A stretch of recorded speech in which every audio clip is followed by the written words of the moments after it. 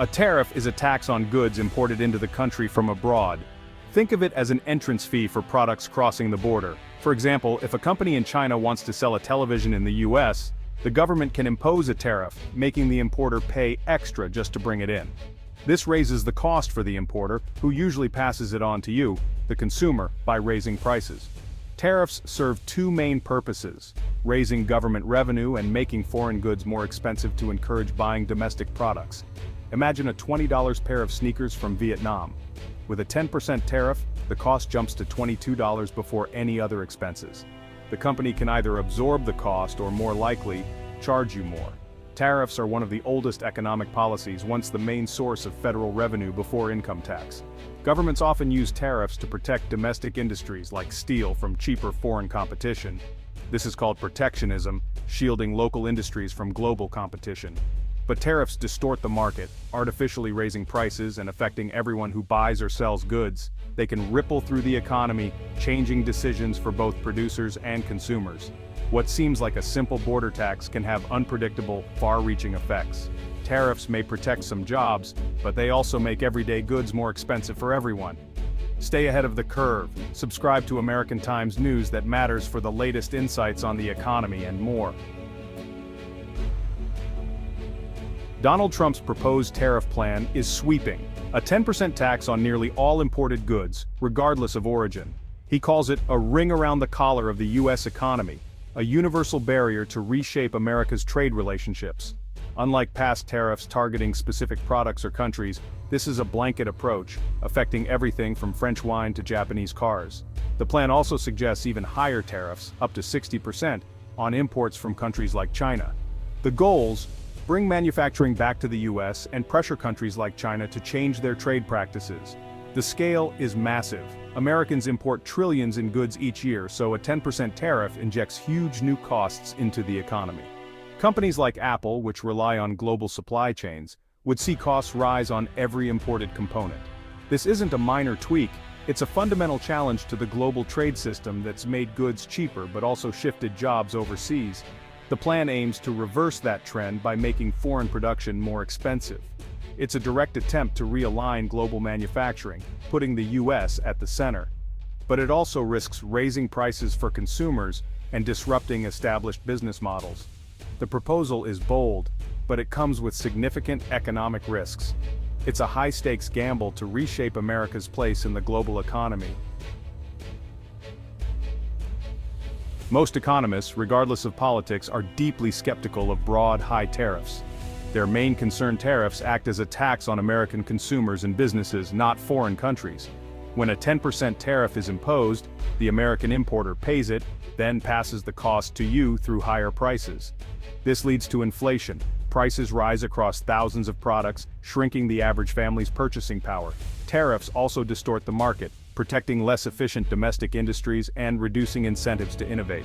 For example, if U.S. carmakers are shielded from competition, they may not improve quality or efficiency. Over time, this means less choice and lower quality for consumers. Retaliation is another major worry. Other countries almost always respond with their own tariffs on American exports. This hurts U.S. farmers and manufacturers, closing off foreign markets and threatening jobs in competitive industries. Economists call this a trade war, where everyone loses. The consensus: tariffs may protect some jobs, but they cost consumers more and risk broader economic harm. The intended benefits are often outweighed by higher prices and lost opportunities abroad. In the end, tariffs can make the economy less efficient and less competitive. Tariffs aren't just theory, they show up as higher prices for everyday Americans. Take groceries. Many fruits and vegetables are imported, especially in winter. A 10% tariff means higher prices at the store. That $4 package of raspberries? Now $4.40. Small increases add up fast. The effect spreads to clothing, shoes, toys, and home goods, most of which are made overseas. A $50 pair of shoes could become $55, a $20 toy, now $22. These price hikes hit lower and middle-income families hardest, since they spend more of their income on such goods. Big-ticket items like appliances and electronics are also affected. Even if assembled in the U.S., many parts are imported. Tariffs raise the cost of these components, bumping up final prices. A washing machine that was $800 could now be $880. No added value, just a tariff. The car industry is hit hard too. Cars use parts from all over the world.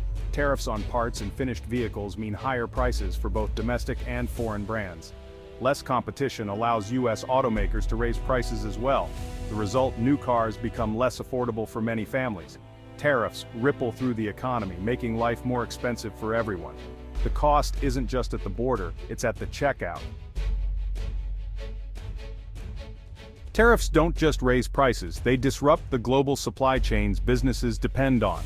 Modern companies source parts and labor from around the world for efficiency and cost savings.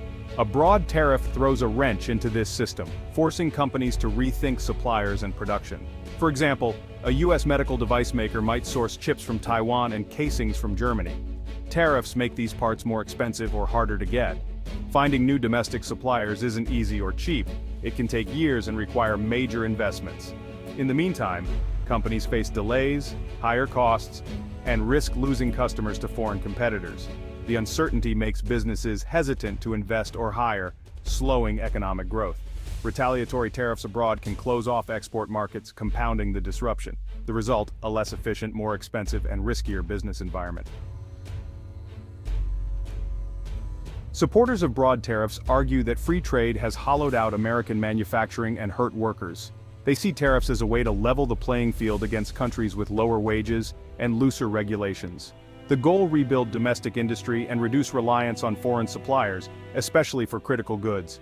Tariffs are framed as a tool for national security and economic independence, even if it means higher prices in the short term.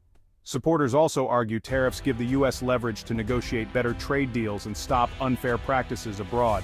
They claim tariff revenue could fund tax cuts or pay down debt, turning a cost into a benefit for Americans. The narrative: tariffs protect jobs, strengthen the nation, and reclaim control over the economy. It's a vision of America as a self-reliant industrial powerhouse. Critics argue tariffs are a blunt tool that hurt American consumers and businesses more than foreign competitors. The cost is paid by US importers and passed on to families as higher prices for essentials. They say tariffs won't bring back lost manufacturing jobs, which disappeared due to automation as much as trade. Protectionism reduces innovation and choice, locking the US into less efficient industries. Retaliation is inevitable. Other countries will target American exports, hurting farmers and manufacturers. The result: more jobs lost in competitive sectors than saved in protected ones. Tariffs act as a regressive tax, hitting low-income families hardest. Critics warn that, despite good intentions, tariffs can make working Americans poorer and widen inequality. When the US imposes broad tariffs, other countries respond in kind. Retaliation is almost guaranteed. Trading partners target iconic American exports like motorcycles, bourbon, and soybeans to maximize political pressure. This tit-for-tat escalation is a trade war, hurting exporters and threatening jobs in agriculture and manufacturing.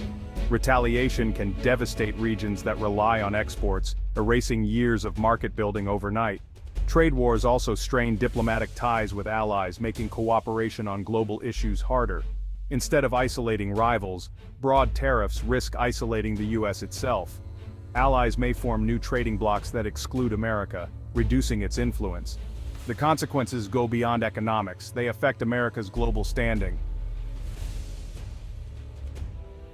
The path the US chooses on tariffs will shape its economic future. Most economists predict broad tariffs would cause higher prices, reduce consumer spending, and slower growth.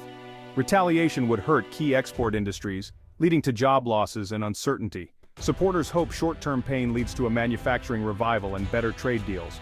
But the risk is a prolonged trade war, fractured supply chains, and a less dynamic economy. Americans could face permanently higher prices and fewer choices. The choice is stark: embrace global trade or turn inward with economic nationalism. The stakes are high, and the outcome will define America's role in the world for years to come.